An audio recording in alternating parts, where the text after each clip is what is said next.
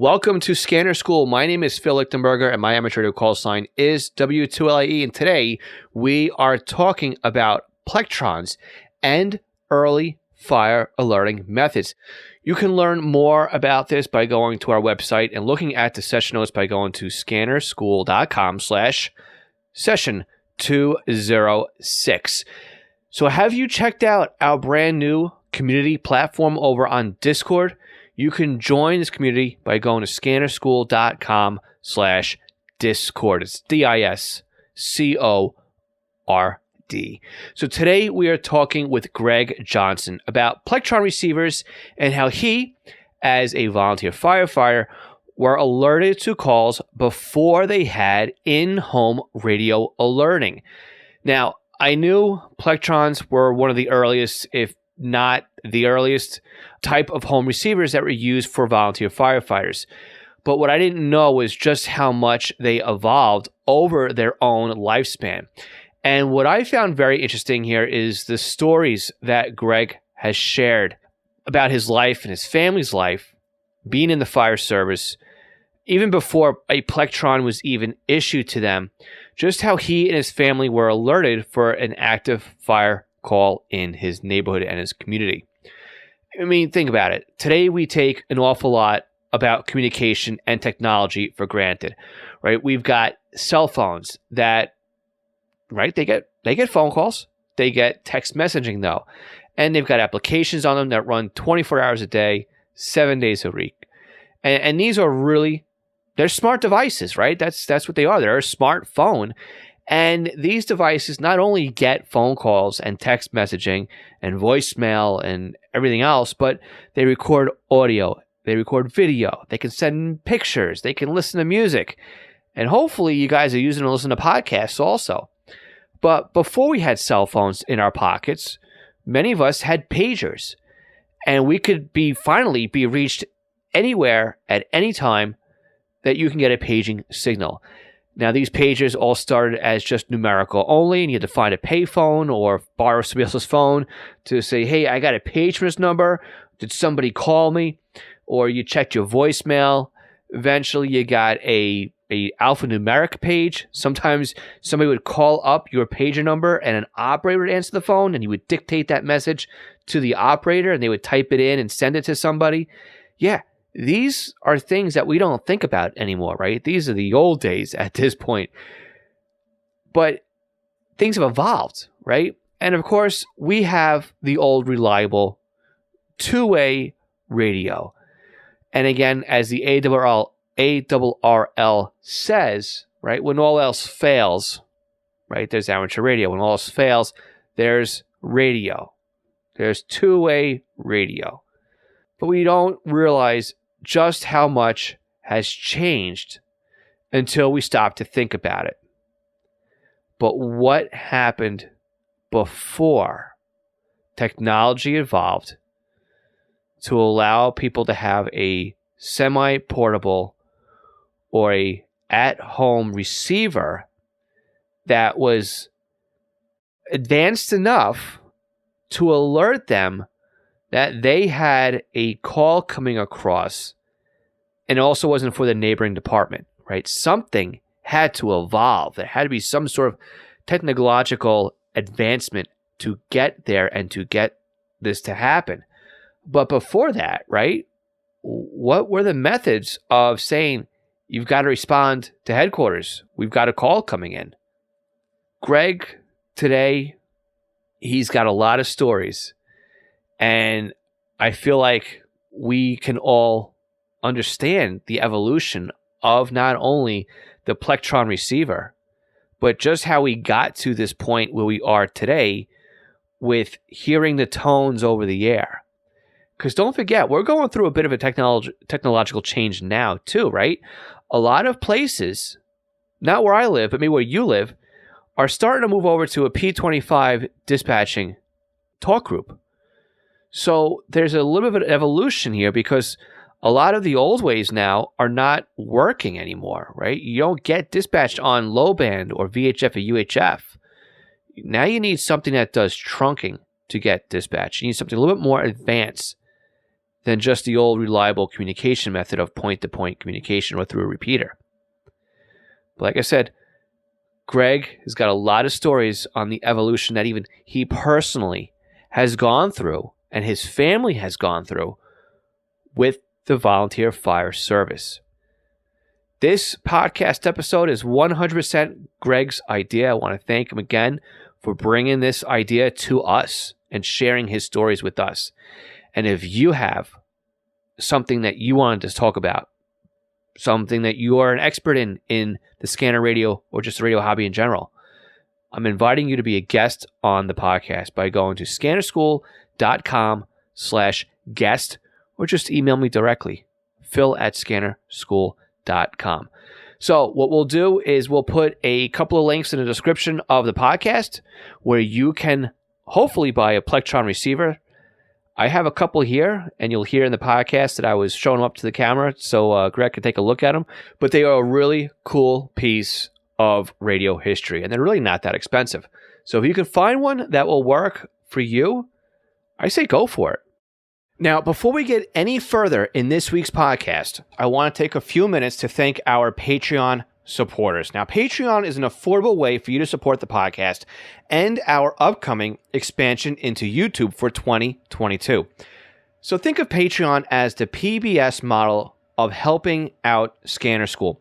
For a monthly or yearly donation, not only do you help support the podcast, but depending on your donation tier, you will receive certain benefits.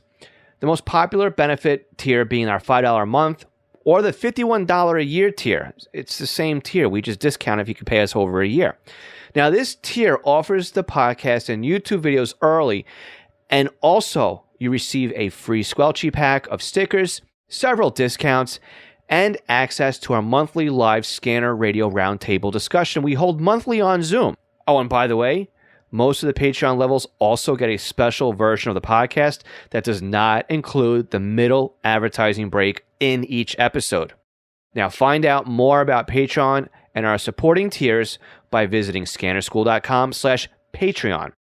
I'd also like to take a moment here and thank all of our Patreon supporters.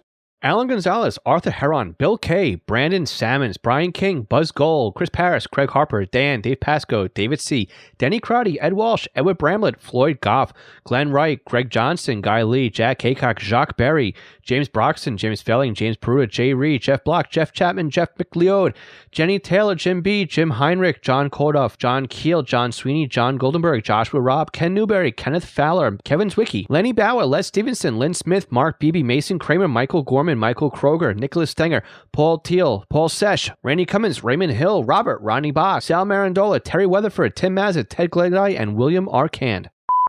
Hi, Gregg. It's good to have you here. Thanks for joining us today. Hey, thanks, Phil. I hope we have a little bit of fun here today with Plectrons.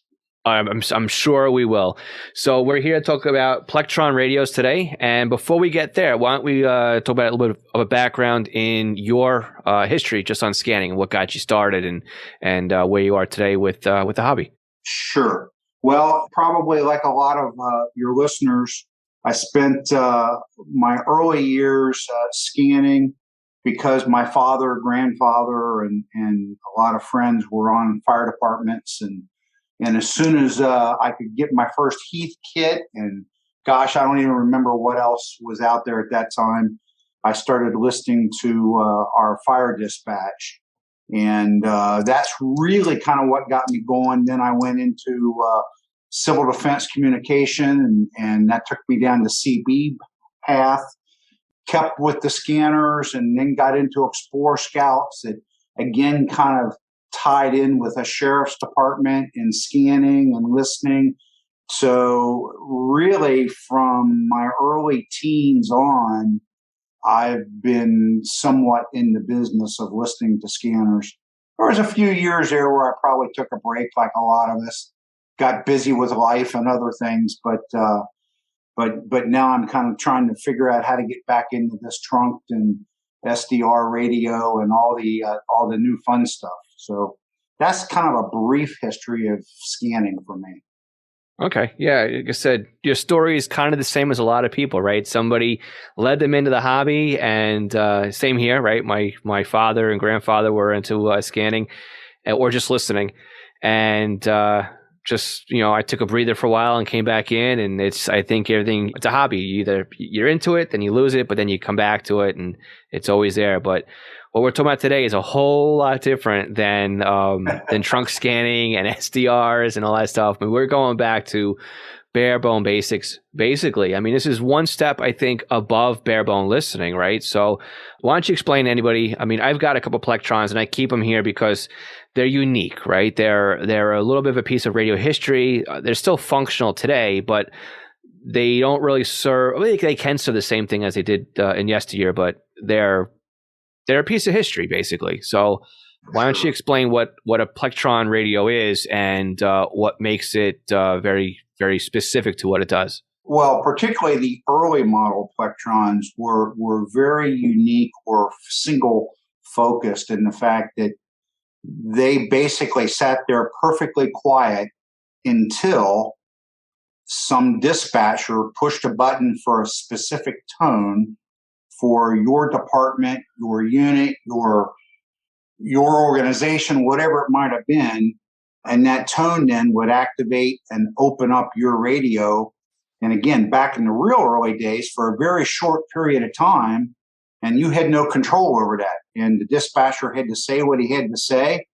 And 30 seconds later or thereabouts, your radio would turn back off and go back to sleep. So it basically was a dispatch radio, I guess is maybe another way to look at it. Right. So basically, before the Plectrons, the Plectron is basically a radio that activated as a pager, but it was more of a filter, right? So the tones would come over the air, and you'd hear the dispatcher, and then after a set time, the radio would go back and basically go back on the hook or off the hook, whatever you want to say, and would wait for the next set of tones to come across. But prior to the Plectron receivers, though, right? It was basically you listen to everything. There was no filtering out of the dispatcher, right? I mean, this is the first in-home unit that allowed firefighters to be activated and also keep the radio quiet. Yeah, to my knowledge, that would be right. Short of some tunable radio that might have been out there back in the day, but I'm sure those were pretty far and few between. But realistically, for a fireman or an EMT or whatever the emergency service may have been, I'm sure the Plectron was probably the first wide use receiver in their homes. Absolutely. Yeah.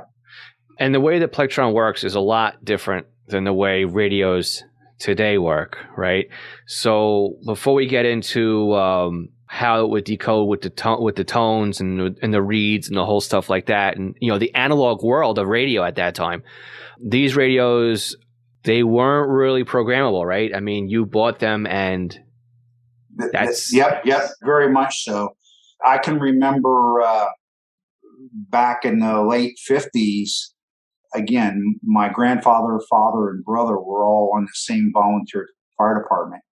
And the radio would go off and everybody, kind of like you see the old time TV shows, everybody would huddle around the radio to listen to the dispatch, and then there'd be open squelch for some period of time. And, if it was a mutual aid call or something, the dispatcher might continue to talk to somebody else. And that was your only window to listen to scanning, if you think of it that way, or whatever, to hear what was going on before your radio magically turned off again. And then, you were done. There was nothing else to do. Later, of course, they put a monitor switch in the Plectrons, and you could flip it to monitor and actually listen to your dispatch channel. But the early tube types, they didn't have that feature. So. Right. And they were only single frequency, right? There was no tuning around either. I mean, when you were issued or you got your Plectron, it was right to that dispatch frequency that you needed it set for.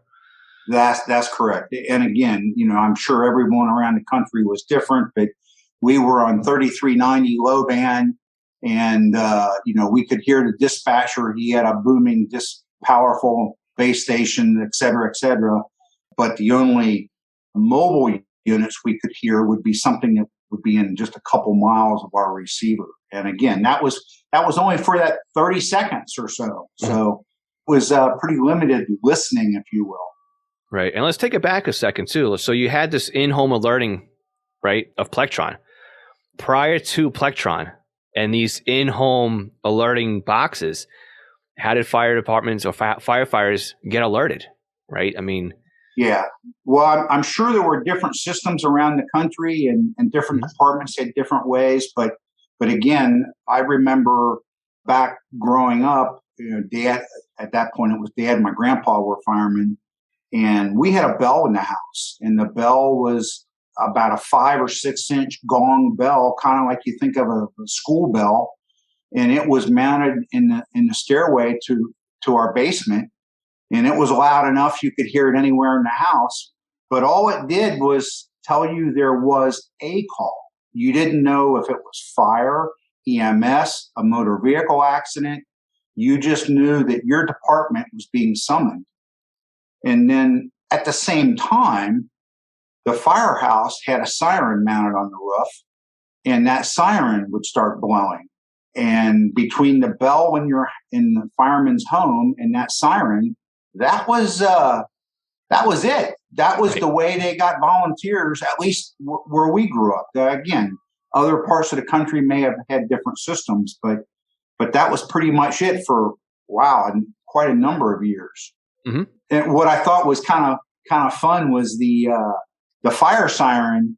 It was a fail-safe kind of design if you think about it, because once the dispatcher toned out that siren, it would cycle on and off until somebody physically was at the firehouse and pulled the big knife switch to turn it off and reset it. So somebody was going to go sooner or later.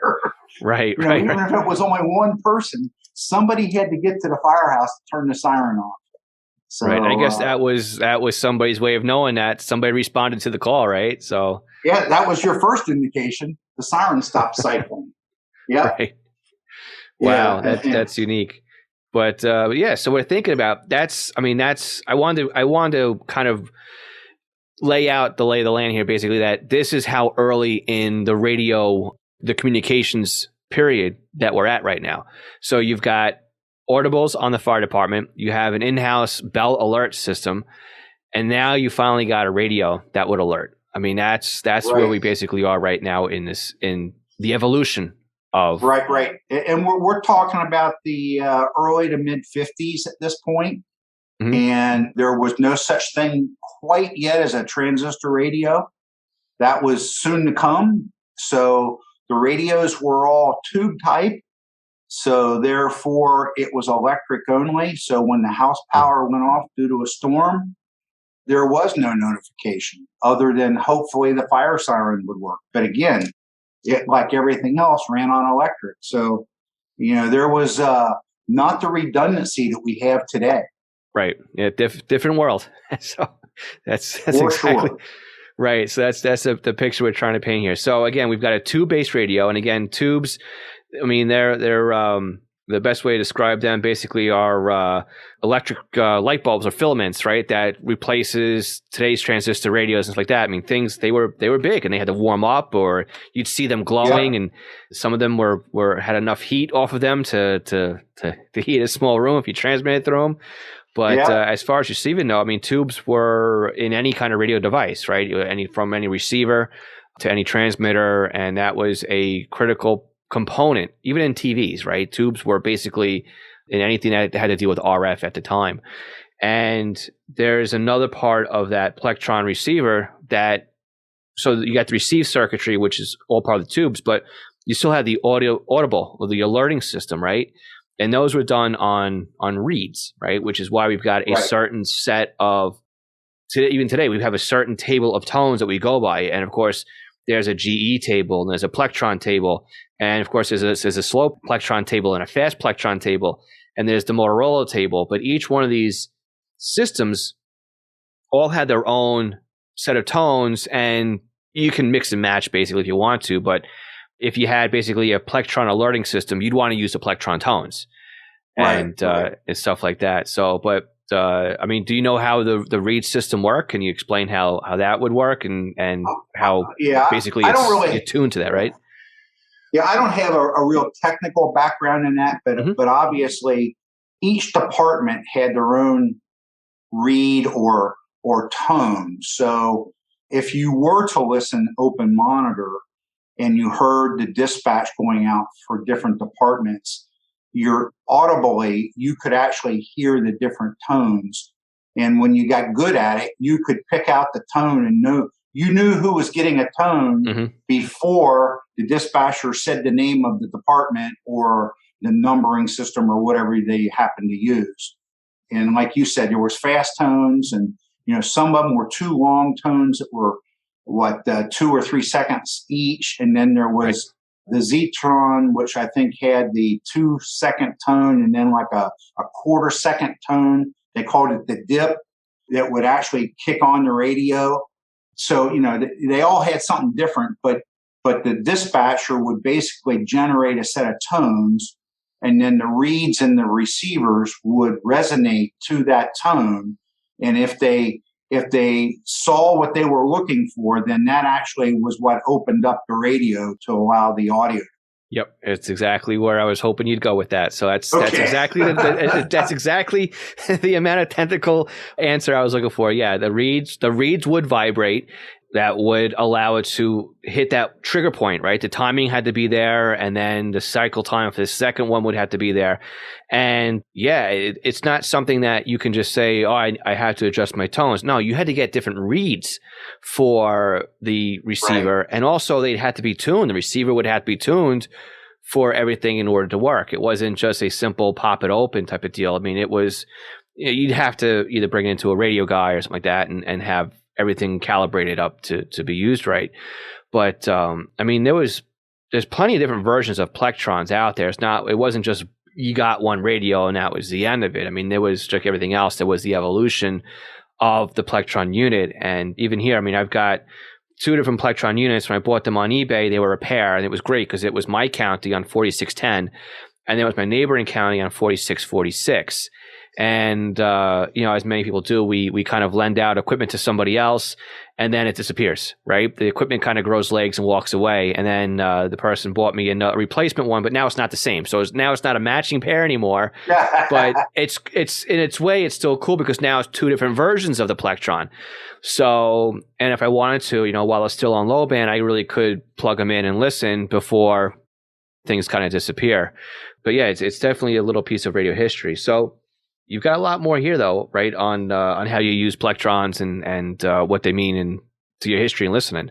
I think as a fireman or EMT or any sort of first responder that needed a Plectron or a Plectron-like radio, I think the evolution is interesting because, like we've already been talking about, in those early days, you were stuck to your interior of your home or someplace where you were able to hear the fire siren. And as loud as those sirens were, I think we all know because we hear them when there's tornado alerts or weather warnings, whatever.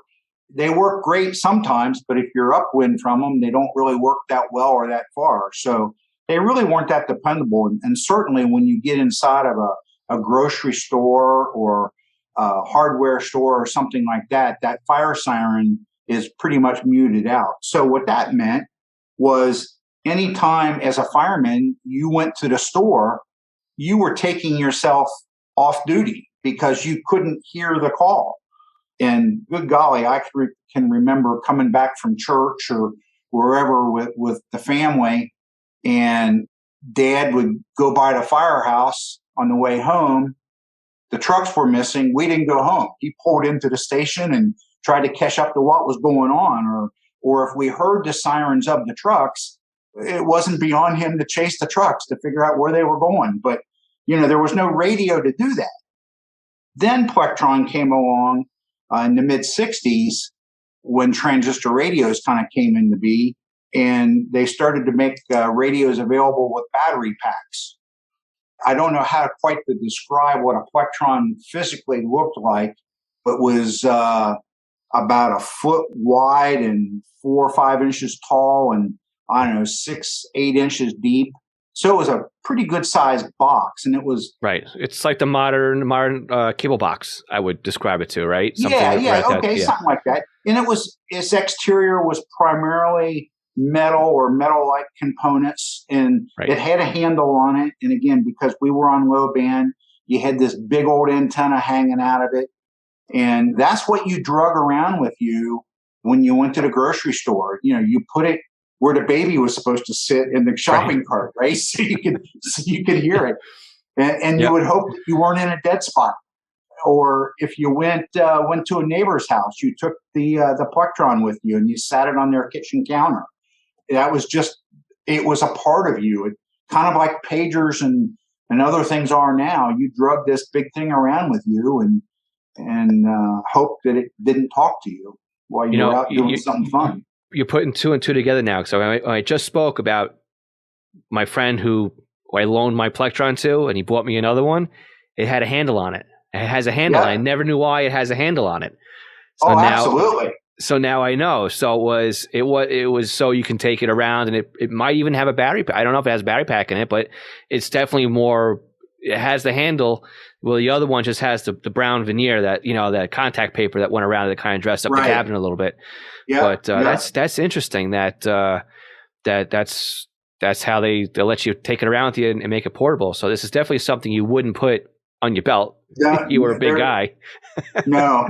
And it would actually fill up a book bag. So, it was more book bag size than belt size. Mm-hmm. Yeah, the P1, the P500 and 700, they started to have the battery packs. And that was an option. They all didn't have it. And they had different life cycles on the batteries. But the first thing that did, even in the home, is if your power went out, your radio still works. So it just improved dependability of being able to receive the alert if one was to go out for you, which really changed the game quite a bit when they went to that. But that handle you're talking about, I don't know exactly which model you have, but that was usually where the speaker was on some of them. I think on the P1, they put the speaker there, knowing that as you stood it up with the handle up, your speaker was up into the air. So that one's in the front. Yep. I carried that model right there, Phil, quite a bit. This one's a bit dusty. This one is a transistor FM receiver model R719. Yep, so, that's the 700 series. Yep. Yeah. And this is the one I got for 46. It's actually the one I got for 46. But it's a nice clean radio. It worked, but even has a screw in the back for serviceman. Yeah. One thing about the Plectron and the mere fact that we're talking about it here in 2021 is the fact that they were made like a brick. I mean, they just were made to work and work and work. And to this day, there are still Plectrons sitting in firehouses and other places as dependable today as the day they were built. But this one is an R517 is the other one I have with the other handle on it. It's all sticky now. Yeah, the 500 series. Yep. Yeah. The rubber's slowly disappearing. It's leaving a residue in my hand. But yeah, as long as the capacitors on them don't pop when you plug them in at this point, right? Because of the age on them, they're still functional and they're nice radios. And like you said, they're built like tanks. So, but we're still at a point right now, right, where this is something that is like a cable box size with a handle on it that you still have to carry around with you. But like you're saying too, if you go to a neighbor's house or you can plug it in or bring it with you in the car, at least if you had some power to it, right? An inverter or used a DC input on it or something like that, I guess. But if you had the battery. But so we're getting a little bit more portable. So where else did Plectron or the alerting features of this of the Plectron evolve into? Well, Plectron, their big claim to fame was the original radios and the original tone activation features, but they did try to get into the pager business when about the same time Motorola did with Brand X and a couple others. But Plectron saw a lot of competition, I think, at that point. Now, I'm certainly not a business expert on the rise and fall of Plectron, but it seems to me as an end user that at the point that we went from boxes to pagers, there were other companies like Motorola and Federal that were getting in the game and gave them a lot of competition. And it was just hard for them, I think, to make that transition. They did make a Plectron pager. I think they called it the Pager Plus or something. And it had an amplifier base, and it was a very serviceable unit, but there was other brands out there that were doing the same thing. So they kind of lost that corner on the market, if you will. And I don't know all the business reasons of why, but I know they had some tragedy within the ownership of the company, and they sold out to someone else. And, who knows what all the other reasons are, but ultimately they closed their doors. It's a shame because, again, it's a big part of the fire service history and communications and everything else. So, but you also said that many are still in use today. Why do you think if you walk into a fire department, you still see Plectrons in active service? Why? I mean, for the same reason we were talking about before. It's built to last. And in some business models, that's not a good idea, right? To make something last so long. But I mean, I know we had Plectrons in my home, like I said, since probably before I was a teenager. And the number of times that they had to go in for service or repair was slim to none. So, their dependability was there.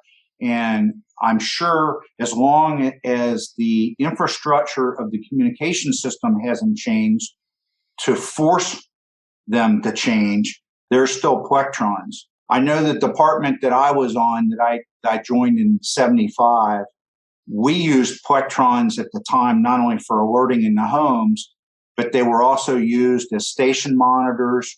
We used them. We had a lot of clever things we did with Plectrons because they had built into their circuitry the ability to drive external relays. Okay. When the department would be toned out, you could do a number of things. One of the things that we did is we rang a house bell in the firehouse. It also started the intersection lights at our primary intersection next to our firehouse to make them start flashing. It also unlocked key doors in the firehouse. So as people came in the building, they didn't have to use a key to get in the firehouse. Okay. And, all of that was timed. And all of that was through a Plectron. Now, granted, today it could be any other radio or it could be something digital, but back then it was still a Plectron. And something else we didn't talk about was Plectron had a different name back in the very beginning. Okay, what were they? That's news to what were they called? In 1955, it was called FYRCALL. FYRCALL. That was their first model that they made. And there is actually a backstory to Plectron. I don't know it all, but I know that they were in business for things other than fire radios. Part of it was in the dairy industry, I believe, or plastics or something, and metal fabrication. And I'm not sure of all the background, but I know there's a backstory to how they came together to actually make the first radio for their local fire department. And it was called FYRCALL. And then I think when they finally went into production, they changed the name to Plectron. Gotcha. So there's been quite a history there of different models. Hey, did you realize it takes us almost $100 a week just to have this podcast episode professionally edited and sent over to you? This doesn't even include website and podcast hosting, administrative help, and other monthly subscriptions that are required to put the podcast out there. Now, you can help us offset these costs when you shop online. So if you're looking for a scanner radio or some software, looking to bid on items over on eBay, or if you're looking to purchase anything, and I mean anything, on Amazon, you can help support Scanner School in the process. And this doesn't come at any extra cost to you. So please check out scannerschool.com/support for the multiple different ways that we have out there that you can help support us when you shop online. Again, scannerschool.com/support.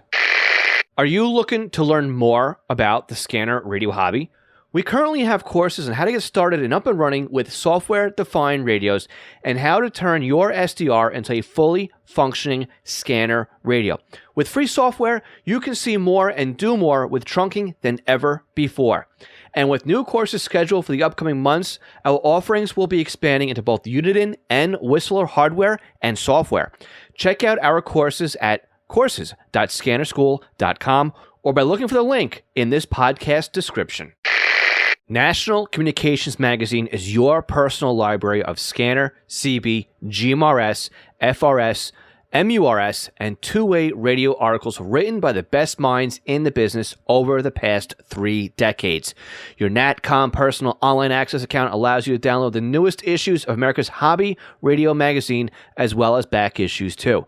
Visit natcommag.com to download your free sample issue and sign up today. Did you know that a pager can make a great addition to your scanner radio collection? And even if I didn't own East Coast pagers, I still have one or maybe a couple of pagers as a part of my scanner radio setup. This is because a pager can be used to just monitor your local fire department or your regional departments, and if you set it up correctly to alert you when the tones are sent over the air, then the pager will remain silent until you need to know what is going on. This frees up your scanner to monitor everything else that's going on besides your local stuff, or can prevent you from missing the local stuff because your scanner is busy doing other things. Now, pagers aren't just limited to fire dispatches anymore. Unication has great solutions to monitor both analog and P25 paging systems, where many public safety and police departments are switching over to. Swissphone and Apollo make great analog solutions as well, and all three still sell POGSAG and Flex pagers, still in use by many departments for text alerting. East Coast Pagers is an Apollo, Swissphone, and Unication dealer serving the North American market, and of course is one of my online companies. So if you're looking for a personal use pager or one for your department, contact us for a free quote and let us know you're a Scanner School listener for something a little extra with your order. For our full inventory or to request a quote or just to contact us, please visit eastcoastpagers.com. So again, everything we take for granted today, right, all has to start somewhere. And today we've got pagers with synthesized tuners that we can just plug into a computer and we can change the frequency on. We can come in there and we can just change the tones on things. And as setting up relays is just, enable, disable, those kinds of things. And we can stack, I'm just trying to think off the top of my head, how many tones we could stack into a single pager these days. It's mind-boggling, right? Because it's all software-based. It's all on a little chip inside the radio or inside the pager. But it had to start somewhere, right? And it started with a radio like a Plectron, and it started with analog and mechanical relays, and back to its roots. And like I said, though, it's very interesting that we think about it, the tones that come over the air, and sometimes, right, like you said, you could tell the tones before they actually finish or before the dispatcher comes on. And I know the same thing. It's like when I listen to where my parents live, I could tell almost who's going out just by the tone sequence. And then when that final oddball tone comes over that you rarely hear, it's like, oh, Squad 8's going out. What's the squad? They never get toned out. So yes. you start realizing that they're adding something or they're leaving somebody out just based on the tones. And but again, each one of those pairs, or even like you were saying, sometimes there's only one tone, but it's a really long tone. And that tone was long enough so that the radio would realize, okay, I'm not going to send you a second tone. Right. It became that set up that way.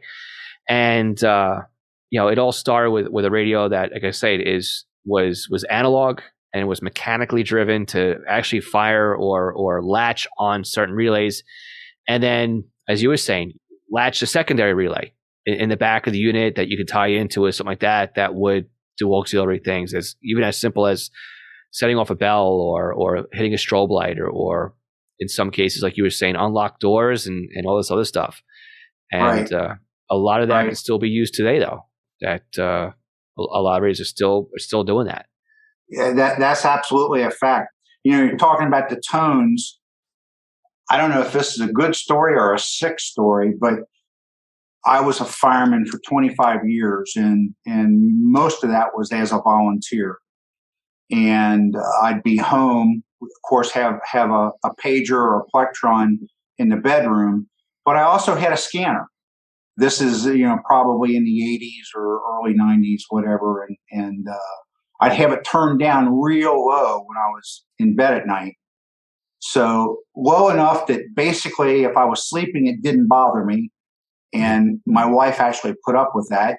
But I would actually wake up and be sitting up before my Plectron would go off, because I could even subconsciously, I could hear the tone coming.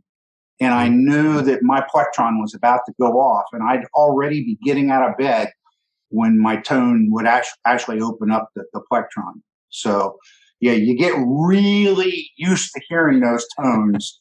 And, every now and then you're fooled by the department that's got one close to you, but it's amazing how good a lot of people got listening to those tones. Yep. It became the calling of my people, so to speak, right? Yep. Absolutely. So very good. But again, we're talking about using the Plectron as far as fire communications, but there must have been other types of uses for a device like a Plectron, right? I would assume that for weather alert, sirens, and stuff like that, there still would have had to have been maybe something that there was a practical use for a radio like this, right? I mean, in theory. Yeah.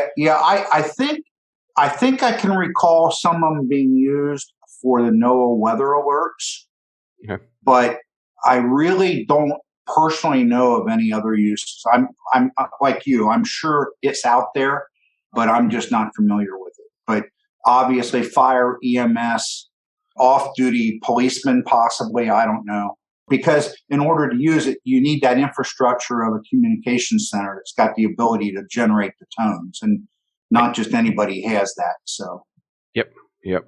So if anybody's wondering why do we hear those two tones when we listen to a fire department, that's why they're there. And even today, as communications modernize, right, and they go from an analog system now to a digital system, even, right, and P25 trunking, you're still listening to it and you're still hearing those tones, right? They've all got their root back from the 1950s. That's how old this technology is. 70 years old. You believe it or not, when we think about it, it's amazing that we're still using that to alert everybody.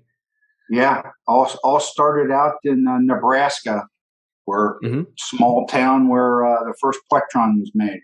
All right, Greg. So what else? We talked about the alerting features of the Plectron, but what else? Why is something like a Plectron or something similar to a Plectron still needed and still in use? If we're talking about technology, it's 70 years old.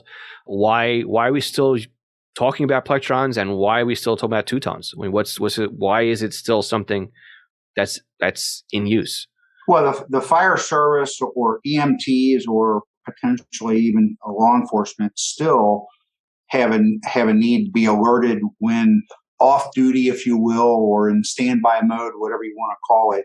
And the technology of tone activation is certainly better than where we were back in the 50s. Like we talked about earlier, at home, we started with a bell that rang and a fire siren on the firehouse. And as we progressed through transistorized Plectrons with batteries and the ability to be more mobile with the alerting radio, and then of course it wasn't long after that the late 70s pagers were coming into force. So somewhere in the late 70s to mid 80s, I think a lot of departments did what ours did, which is they started to phase out the use of the house siren. And for instance, our department had 3 different sirens because of the size of our territory to be able to alert our firemen. And that siren blowing at 3 o'clock in the morning back in the 50s, everybody was okay with that. Number one, it didn't blow very often. And everyone was on board with the fact that you needed to get the volunteers to the department or to the firehouse. But as technology progressed and the ability to tone alert with mobility in mind, the need for those fire sirens started to diminish. And I know we backed off, we turned off the siren for all EMS calls at one point. And then kind of near the end, we were only blowing the siren from noon to 6 p.m., thinking that that was the time that people would be out in the yards and maybe away from whatever radio they had. And finally, quite honestly, it was the community that drove those sirens to be turned off because they didn't want to hear it blow. We had, and I understand because, I raised a family too. But, you had people call and say, that siren woke my baby up and I can't read my book when your siren blows and all that kind of stuff. So it got to the point where it's like, you know what, we can do this now. We've got everybody with pagers and we've proven the technology and we can turn the page of history now and turn those sirens off. And now, of course, I'm pretty sure every siren that was a fire siren was or is now a weather alert siren.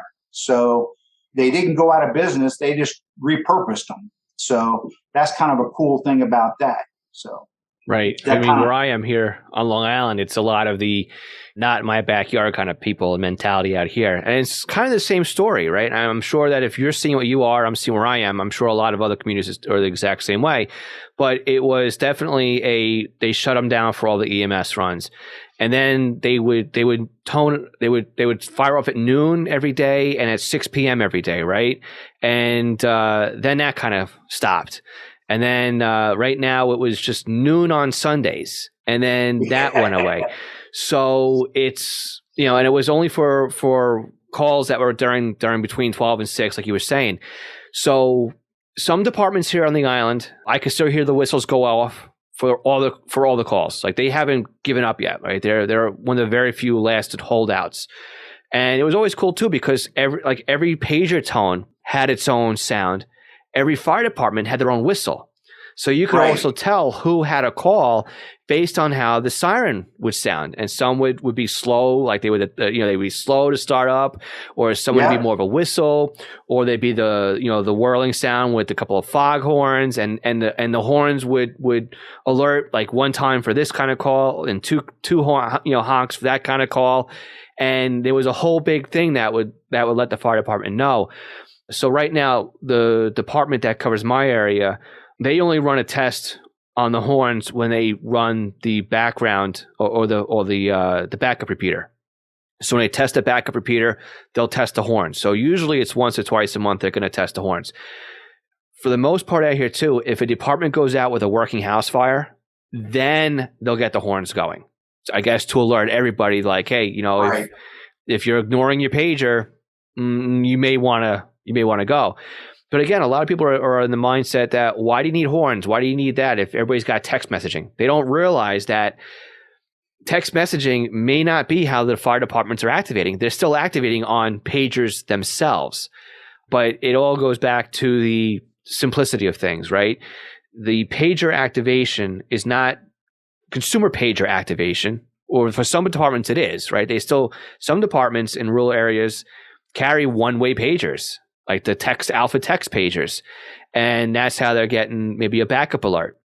Many departments are self-dispatched, though, as far as an analog or a radio dispatcher, whether it be on a trunk system or on a regular frequency. They're getting, and that's their fallback, right? That's their always available communication method of alerting their members. But you got to remember, the horns have to be there too. If a department loses their ability to transmit, right? Chances are good the horns won't go off either, because I know, at least for my department, they have a set of tones that fire off the horns. But there still has to be, or you would still hope there would be a solid plain old telephone line, a POTS line that goes right up to that relay, that somebody can push a button and would trigger that and set the horns off as well. So out here, we don't use the fire service horns as a weather alert system because we're not in an area that gets a lot of tornadoes or something like that. But yeah, I mean, I know a lot of companies like Federal Signal, right? They are still doing a lot of business, putting out audible alert systems. So right. Well, I'm from Southern Ohio, and obviously this part of the country through civil defense, and NOAA weather, the fire sirens as well as other sirens are all part of a network for alerting you of bad weather, inclement weather. And, they have different ways of doing it, whether it's a warning or a watch, all that sort of thing. But yeah, so all the sirens around here did get repurposed to that. But, and quite honestly, even back in the day, they would blow for those as well. It was, instead of an oscillation of up and down, it was just up and it stayed up. And that was the weather alert. So don't forget air raid sirens too, right? That's right. Yep. But, and I guess they were all repurposed for the weather alerts after some time. So, yeah. But you were talking about manual ways to set the sirens off. I know the station I was at, we had a very low technology way. There was just a start-stop button. Okay. Forget all the electronics. If everything else failed, just push the start button and it would take off and cycle. But yeah, again, I'm sure every department's different. Yep. And I mean, even those are becoming museum pieces now too, right? There's a lot of campaigns, especially locally here, to save the sirens, or if a department's going to rebuild a new house or something like that, they try to at least put the horns back on the roof, or to take them off and put them someplace where they're not going to end up in a pile or being recycled or being crushed. They're trying to at least keep them to be a part of history. So it's a shame, but again, that's part of the alerting system. But again, like I said before, we're still sitting in a piece of technology in a time period where even today, it's with the two-tone alerts and the single-tone alert, and it all still works. I mean, it's proven technology that it's still a great way of getting somebody to the firehouse, or to let them know there's an emergency, or wherever else is happening. That kind of system still is needed. Right. And a little, side note here, firehouses by their design always had a place to put a siren, because most of the older firehouses all had what they called a hose tower, which was something that you could vertically hang at least a 50-foot section of hose in, so it would air dry after a fire call. So you had this tall tower on the side of a firehouse, and that was just a natural place to mount the fire siren on top of that to get it up in the air. Never knew that. Yep. Now all these apartments here have the monopoles. They've all got the single pole that goes up, and that's what they're mounting everything to. So even that's changing. Yep. Yep. I know. Yep. But good and bad. Yeah, exactly. But if you think about the way things are today, right? So back in the 50s, 60s, and 70s, we had the Plectron radios. But today, we still have scanner radios, like the Bearcat radios, right? The Uniden radios. They have fire tone-out alerts built into the radio. And what you can do is you can turn them into just a modern Plectron receiver. So if you know the two tones that activate your local department and the frequency of that department, you could set up your Bearcat, say your old Bearcat 15 or your 15X or something like that. And it's a great way of repurposing one of those scanners. So if you have one of those old radios and everything now is P25 and you have it sitting in a closet and your local department is still banging out on analog with the two tones, I mean, recycle it and make it into a modern day Plectron. Even if you don't know the tones, that radio will decode the tones and flash them on screen so that you can lock it in and then program the radio. So there's still ways to enjoy this part of the hobby.